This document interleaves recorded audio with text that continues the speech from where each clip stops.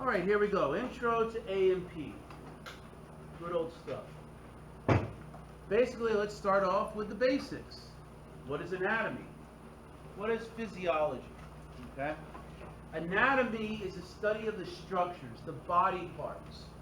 Like I showed you before, the clock.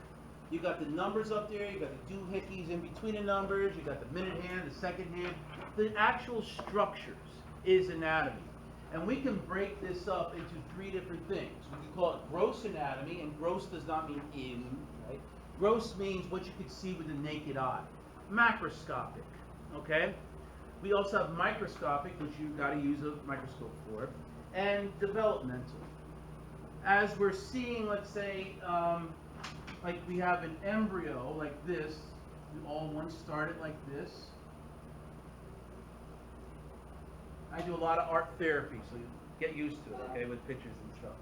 And what happens here is we'll talk about the development, how things start changing. We used to have, let's say, the tail of an embryo, but then it disappears. What happens in that? We've got developmental anatomy going on.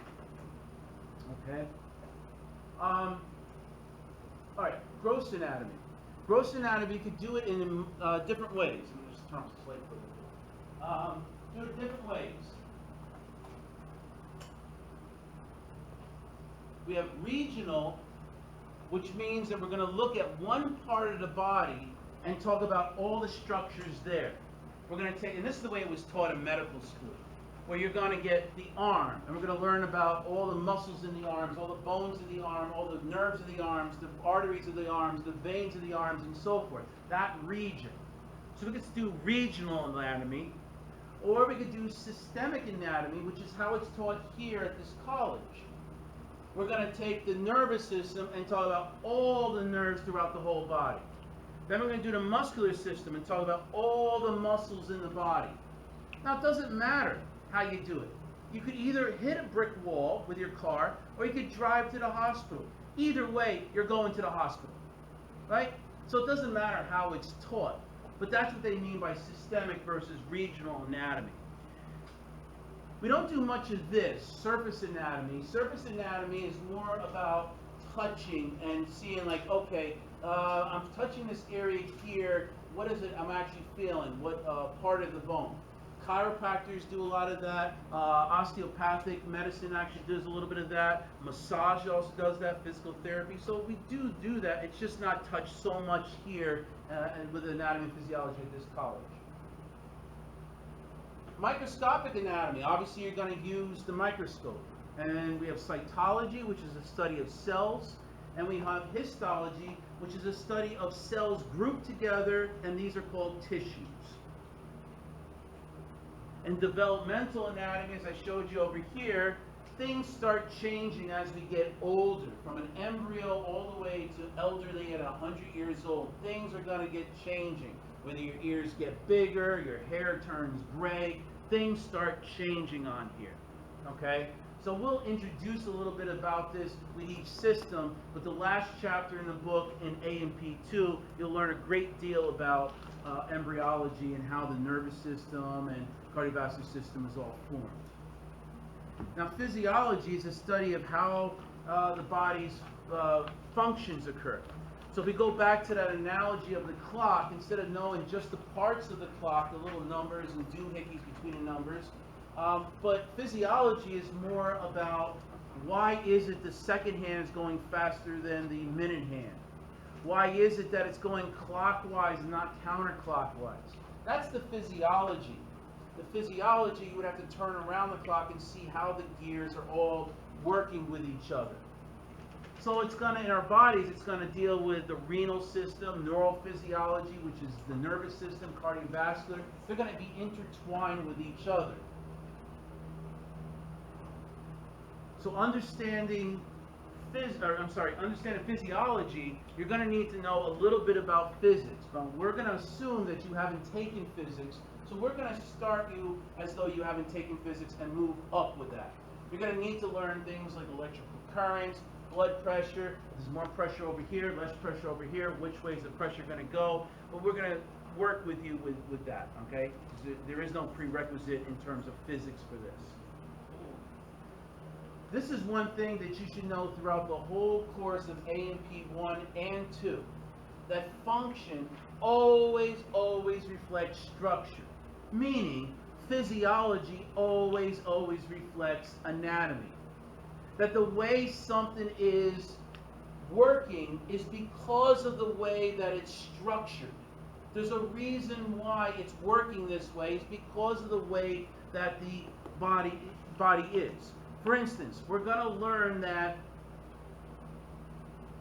in your dermatology, we have 4 layers in our epidermis, which is in part of our skin.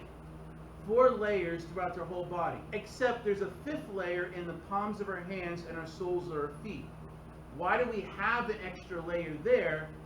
Is because, think about it, that's the part that's going to, like our hands, we're going to grab hot things. We're going to walk on pointy things. So we would expect an extra layer to be areas where there's going to be much more trauma than the rest of our body.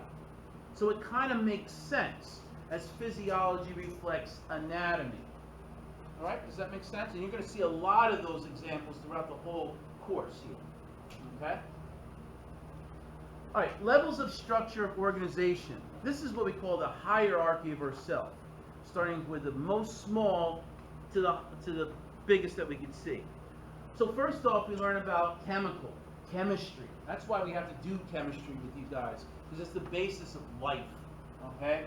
So we have atoms that combine to make molecules. These molecules will will glue together and work together, and they're going to make our cells of our bodies.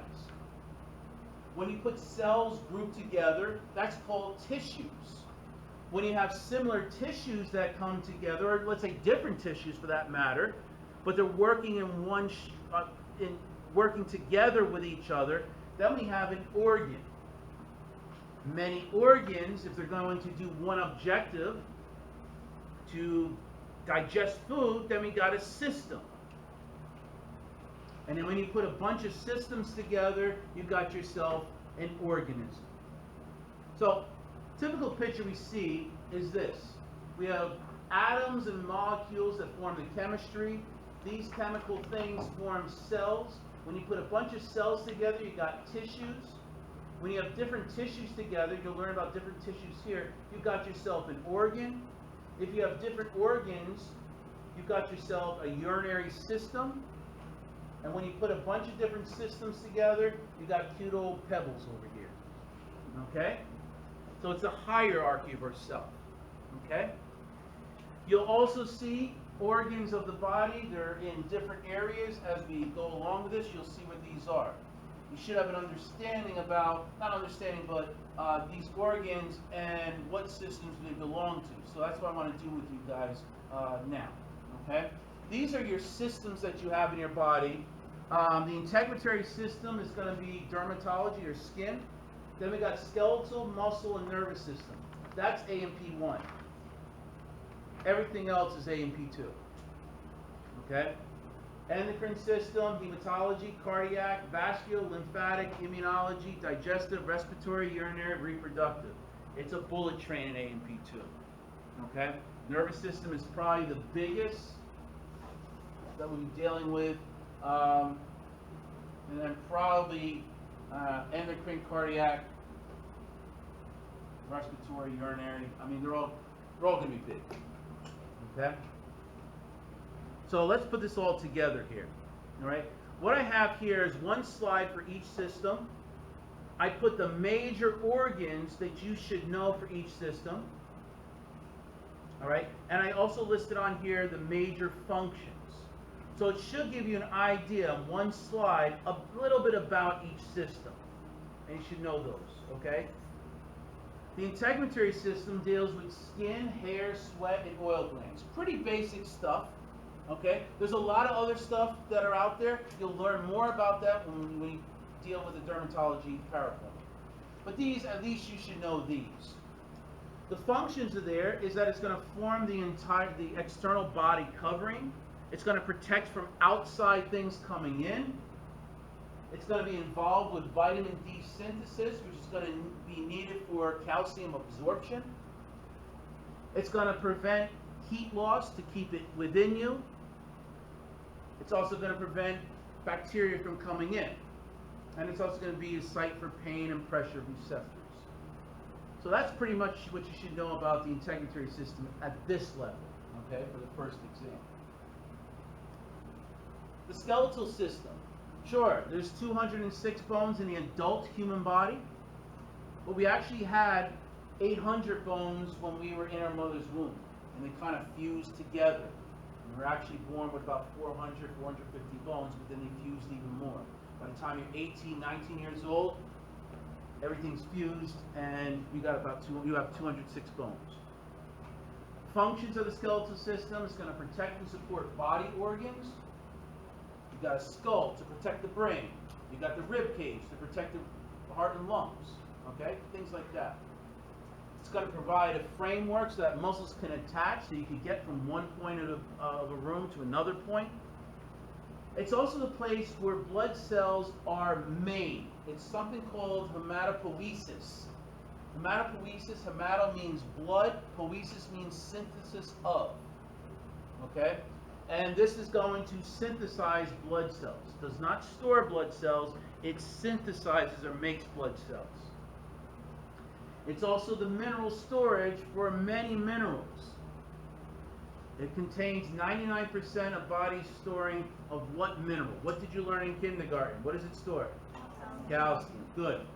Now you're going to find out that calcium makes bones strong, but if there's 10 functions of calcium, making bones strong is way down on the bottom of the list.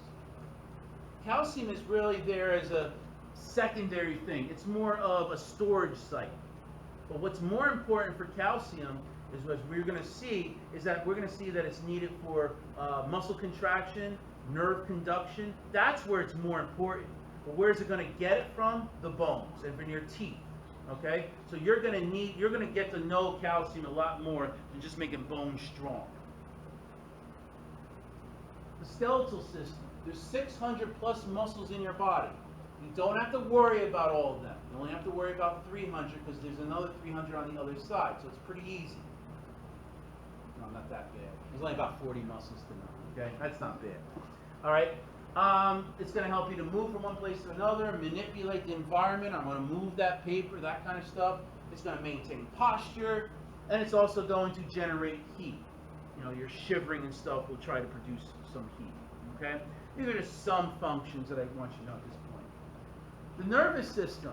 The nervous system, the main things I want you to know is the brain, the spinal cord, and the nerves. Okay? It's going to help us to do fast-acting control of our system, our body. We touch something hot, we move our hand very fast. Okay? It's going to help monitor our internal, external environments and then respond to the stuff necessarily. Think of your body as your house that you live in. You got your breaker box. That's the nervous system. You got the walls and the roof. That's our skin or integumentary system, dermatology. Now think about this. You put a hole in your skin, you put a hole in the roof or the wall, isn't rats going to come in and infest the inside of your body? Same way here. You put a hole here, you're going to have microorganisms, bacteria, viruses going to go inside your body. It's going to protect you from the outside world. You got a breaker box. That's your brain and spinal cord. And then you have wires all coming out. Those are all your nerves. The breaker box is a very important part of your house, as much as your brain is. So we got to have that really protected and locked, right? We're going to keep it in the skull, nice hard area. Someone knocks on your head, it's not going to go and damage, hopefully, your brain. So it makes sense about this. But the nerves, the wires that go out of there, will make sure that you could have electric and Wi-Fi and everything in your house, the thermostat, everything. So think of it like that. The endocrine system. A lot of different glands involved with this. Some of them you'll probably already heard of. Pituitary gland and thyroid gland are probably the two that you heard about. Or everyone knows about, well, endocrine, does that have something to do with sex? It does. All right? I'm not going to lie to you. It has something to do with sex. There's some hormones there. But it does a lot of other things than just the reproductive system. Okay? It's going to deal with parathyroids and adrenal glands and pancreas and even small intestines. Isn't that digestive? It is. And you'll see words like stomach and kidneys and heart. You see, these organs release a hormone to tell another organ what to do. It's a messenger system. So all these organs, including the kidneys and heart, do release one of these chemicals called hormones that will do that. Okay? And what this is going to do is the endocrine system is going to be our thermostat in our body. It's going to, if the temperature in your house is supposed to be 70 degrees and it goes to 90 degrees, something's going to bring up, the thermostat's going to look at that and say, well, we got to kick on the air conditioner to get it back down to 70. If it goes down to 50, then the thermostat senses that and brings the heater on and brings it back up to 70. It's a thermostat. If we have a glucose level, it's supposed to be 100. If it goes to 150, something needs to bring it back down to 100. If it goes down to 40, something needs to bring it back to 100. So that's what's happening here is the endocrine system deals with homeostasis and long-term control of the body to keep that sugar at a level that's going to be 100 for hours. Nervous system only takes care of it for a short time. You touch something hot, you let go of it, that feeling that's in your hand of hotness goes away very rapidly. Okay? Hematology. Things you should know about here is its blood and its components. Something we call red blood cells, white blood cells, and platelets. Red blood cells are going to carry oxygen, white blood cells are going to fight infection, and platelets are going to help clot blood so you don't hemorrhage when you get a cut. Blood is going to transport nutrients and gases from one place to another. Like I said, it's going to help fight infection, and it's going to help clot blood and prevent hemorrhage. All right? You'll get more into this when you get into those systems. I'm just giving you some idea of what these are dealing with. The cardiac and vascular system, sometimes known as the cardiovascular system. This is basically the heart, and you got blood vessels. There's 3 different types of blood vessels: arteries, veins, and capillaries. Arteries will always carry blood away, artery, away, AA. Arteries will always carry blood away from the heart. Veins will always carry blood to the heart, veins, TV, like television, right? The ones that are going to be very thin and connecting the arteries and veins are the capillaries. And that's where gas exchange is going to take place, with oxygen coming off your blood and carbon dioxide will come on. And you'll learn about that as we go along. So the functions is that the heart is going to pump the blood through the blood vessels, and we've got to make sure that that blood pressure is going to be maintained, because if it goes down, then that blood is not going to get from point A to point B.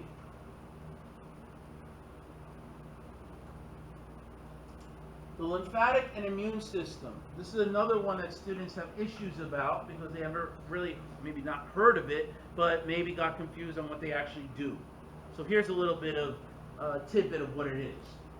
This is the one that's going to deal with inside the bone, called the red bone marrow, but it's also going to deal with our spleen, our lymph nodes, thymus is up there. And yes, you have seen, like for instance, the thymus is also in the endocrine system. There are organs on here that are in 2 different systems. They have a dual organ role. Okay, sometimes there's 3 systems that they belong to. What this is going to do, the immune system is going to fight infections. So the white blood cells kind of overlap here also. The lymphatic system, and I'm going to try and keep this short and sweet for you guys, but basically there's a point where fluid is going to leave the blood because of the amount of pressure that goes on. It kind of squeezes out of the blood vessels, goes into the tissue that surrounds the blood vessels, and it can't go, a lot of it can go back into the blood vessels, but some of it can't. In other words, just give you an idea, if 30 liters goes out there, only 27 liters can come back. So that leaves 3 liters sitting out there. All right? If it stays out there, that's a condition called edema. If you've heard of that, fluid in the legs, the fluid in the tissue there. But we got to make sure that it can go back into the bloodstream. So we have what we call lymphatics, special kind of vessels, not really blood vessels, but vessels that carry this fluid that's out there, the 3%, the small percentage that needs to go back into the bloodstream. The lymphatic system is going to put it back there. Okay? So it's going to return the leaked fluid back to the bloodstream. It'll also help fighting off foreign invaders like bacteria and viruses. This burger's looking pretty good, right? The digestive system, okay? Basically, what we have for the digestive system, very quick overview of this, is that your digestive system is one long tube that is open on both ends, and it's 40 feet long. From your mouth to your anus, it's 40 feet long. Certain parts of it will enlarge, like your stomach. Other parts will be long and narrow, like your intestines. So it's one long tube, starting from the oral cavity up here to your esophagus, which is a tube that goes from your oral cavity to your stomach. Then you got small intestines, and then large intestines, and finally the rectum and the poop scoop. Okay? Then we have other things that are going to feed stuff into this tube to help break down our foods. For instance, we're going to have salivary glands up here. They're going to put some stuff into that tube. We have other things like your liver is going to put things in there, or your gallbladder is going to put things in there, or you're going to have your pancreas is going to put in things. Those are what we call accessory organs. So you're going to ingest your food and break it down to digest it. Okay? So yes, the pancreas is on here, and the pancreas is also in your endocrine system. That's a dual organ. It has enzymes that is going to help break down foods, but it's also going to produce hormones to get your glucose up or down into your bloodstream. So now it's also an endocrine gland. Respiratory system. Nasal cavity, the pharynx, which is the back of your throat and back of your nose. The trachea is your windpipe. And then it branches into two things called bronchi. And then they get smaller branches and branches, and they lead into a tissue called lungs. This is what's going to give us a constant supply of oxygen into our bloodstream, but it's also going to remove the exhaust from our cells to make energy called carbon dioxide. And you're going to blow off that. Carbon dioxide is going to be a gas that you could blow off. It'll also help regulate blood pH. All right, if you don't know what pH is, that's why you got to do the chemistry. Okay. The urinary system. There's only 4 organs here. We have 2 kidneys. We got the urinary bladder. We have a tube that goes from our kidneys to the urinary bladder. And then we have a tube that goes from the urinary bladder to the outside world. This is called the ureter that connects the kidneys to the urinary bladder, and the urethra that goes from the urinary bladder to the outside world. This is going to remove water-soluble waste. Too much water, too much ions, like anything with a charge, like sodium, potassium, with too much of it, it's going to go out that way. It's also going to help regulate the body's levels of water, as you've seen, electrolytes, and also acidity. The pH will also be controlled that way as much as the lungs will be doing that. The reproductive system. There's 2 here, obviously, right? The female has the ovaries, the fallopian tubes, uterus, cervix, vagina, mammillary glands. Whereas the male have these other things here. Testes, scrotum, epididymis, vas deferens, that's what gets cut in a vasectomy, by the way. Urethra, prostate gland, and penis. There's a lot more organs. It's just enough that you should have some idea. If someone says, oh, he's having a vasectomy, at least now you know, oh, the vas deferens was cut. Wow, you know your stuff. You know, that kind of thing, right? The only function of this is production of the offspring. Okay? Now, those are your systems. Now what I want to do for you is I want you to put this stuff together. I want you to see how it all comes together here, and that'll give you an overview of the next 20 or 30 weeks of the rest of your stay with A&P 1 and 2. Okay? Our main function in life is really to make energy, to live. And energy is in the form of what we call ATP. You'll get to learn that. Adenosine triphosphate. Your body has to make this, but you have to have a constant supply of two resources always. If you don't have these two resources, you're not going to make ATP and you're dead. ATP is what makes you, you. If you look at each other, you're looking at ATP in the form of a solid. ATP is what you are. What two things do you need to always have a constant supply of that you would need to make ATP? What two things you always need? Oxygen and glucose, sugar. If you suffocate, you don't have oxygen, you're dead. If you don't eat, you starve, you're not making glucose coming in, and you use up all your sources, you're dead.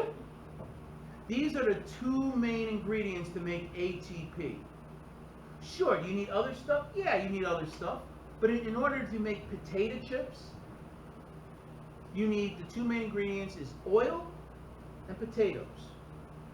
You need salt in there to make it tastier. You need plastic bags. You need humans. You need metal to make the factories. Yes, you need all that. But the two main resources, if you don't have oil, you're not going to make it. If you don't have potatoes, you're not going to make it. You need these two main sources. So let's put this all together here. Okay, you put your pencils down. Everything is up here. So this is the whole body. I want you to see how it all works together. This over here is your digestive system. You're going to bring food in here, glucose. And that's going to go into your bloodstream, and you've got to get it over to your cells. We're going to find out tomorrow what is going to actually make ATP. It's a certain part of the cell called a what? Starts with an M, mitochondria. Okay? They're the powerhouse of the cells. They're the ones that make ATP. They're going to take glucose and oxygen and make ATP. So we got to get this glucose over to the cells. It'll enter the bloodstream, but it's going to sit there. This is what the heart is going to do. It's going to pump the blood so that this glucose flows right through here and can go into the cell. So we need the cardiovascular system to do that. Okay? Any water insoluble stuff that is waste material goes out the poop scoop. Alright? We don't need it. Okay? Now the other main ingredient, oxygen. That's what the respiratory system is going to do. It's going to bring in oxygen into the bloodstream, and it's going to sit there. But the heart is going to pump that oxygen to get it into the cells. Perfect. The mitochondria of the cells has the oxygen, has the glucose, potatoes and oil. It has the factories now and the manpower to work it. It just needed those two resources. So now it's going to make ATP. But like as much as you put in gasoline in your car, it has an exhaust fumes that are going to be coming out. Stuff you don't need. What this is going to do is going to produce carbon dioxide gas that you don't need. That goes back into our bloodstream. How do you get rid of it? It goes through here, and the carbon dioxide can go out the respiratory system, and you blow that out. Okay? Meanwhile, you have a lot of fluids that's coming in here from the digestive system over here. You'll learn about all the metabolism. That's going to also make metabolic water in here. You're going to have extra water in here, and that's going to make your blood pressure too high. So we have this urinary system, also known as the excretory system, is going to get rid of that excessive water. If there's any extra sodium, potassium, and all those ions, anything with charges, that's water-soluble stuff goes out here too. So water-insoluble stuff goes out the poop scoop, the digestive system. Water-soluble stuff goes out your urinary system, and gaseous stuff goes out there. solids, liquids, gases. And that's your whole system. Where's the immune system in there? Well, they're the police of your body. They're going to make sure that there's no bacteria that's going to interfere with making ATP. Where's the nervous system? Well, they're the supervisor of the whole thing. Make sure that they're, that they're going to do their jobs. The endocrine system, well, they're going to make sure the blood pressure is okay and making sure that, the hormones, the temperature's just right doing this. Got to make the body comfortable. The only thing that really is not in there, and I'm probably going to get some flack from this, but the only thing that's probably not an important system to keep our bodies alive is the reproductive system. And you're probably saying, oh no, I need reproduction. I understand that, but you don't need it to survive. Oh, I need it to survive. I could probably tell you this. I don't want to get too philosophical with you guys, but maybe the meaning of life is to procreate and to carry off our offspring, or carry off our genes to the next offspring. Because we have the same genes as our pharaoh friends, right? Decades and centuries ago. So maybe that's the meaning of life. In order for that to happen, you've got to survive so that you find the right mate. Who knows? I don't know. I don't want to get philosophical, but maybe that's the meaning of life. Maybe the reproductive system is that. Okay? But anyway, does that make sense how to put this all together? Okay? All right. So what is a living thing? I'm going to breeze through this because I think you could figure out this. Just take a rock and take a frog and you can figure out what's alive and what's not, right? All right. These are the things. It must, for it to be alive, it must do these 6 things. It must have metabolism, responsiveness, movement, growth, differentiation, and reproduction. So very briefly about this, metabolism is all the chemical processes in your body, whether you break things apart or you put things together. If you break things apart, we call that catabolism. Like catastrophe, you're going to break things apart, okay? If you're going to put things together, we call it anabolism, like anabolic steroids, right? Buildup of muscles, okay? So metabolism could either be catabolism or anabolism, and it's like building a Lego building, right? If you're going to make the building, that's anabolism. You're going to break it up, that's catabolism. So if you think of it like that, okay? So that's what it has to do. A rock doesn't go through metabolism. Responsiveness. Hey, if you flick a frog, it's going to respond, it's going to hop away. You flick a rock, it's probably going to hurt your finger more, but it's going to sit there, right? It has to be responsive. Movement, pretty self-explanatory. Growth, pretty self-explanatory, okay? Differentiation, this one might not be so clear to you guys. But what it's saying is that it starts off with a very undifferentiated cell, a cell that is very simple, and then it's going to become more complex. Okay? So the development of cell from an unspecialized cell to a specialized state. Now we're talking a little bit about like stem cells. A stem cell can make a lot of different things. Okay? So it gives rise to different things. So an unspecialized cell is a stem cell. It's not well differentiated. It's not specialized. It can become a lot of different things. Okay? But when it's specialized, once it becomes a liver cell, it's now a well-differentiated cell. It's a specialized cell. It can't go backwards. It's going from undifferentiated, unspecialized, to something more specific. Does that make sense? All right? From a stem cell. And it needs to reproduce. Self-explanatory. All right? So you need to have these 6 things for us to be living. Okay? All right, homeostasis. Our bodies absolutely hate change. Hate it. Okay? So our bodies has to fix it. Like our thermostat. If our body's supposed to be at, well, the room is supposed to be 70 degrees. If it goes to, let's say, 120, something's going to bring it back down to 70. If it goes down to 40, something's going to bring it back to 70. It's a thermostat of our body. So our body hates change.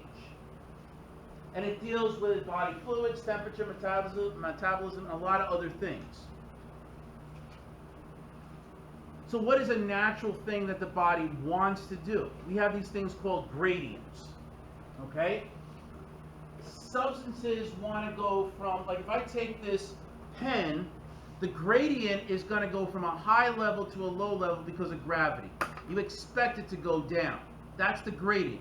If I was going against the gradient, it's going to go like up. But you have to put energy into to do the opposite, to go against the gradient. I got to use some force to do that. So a gradient is where it wants to end up going. And that deals with altitude, temperature, pressure, and other things over here.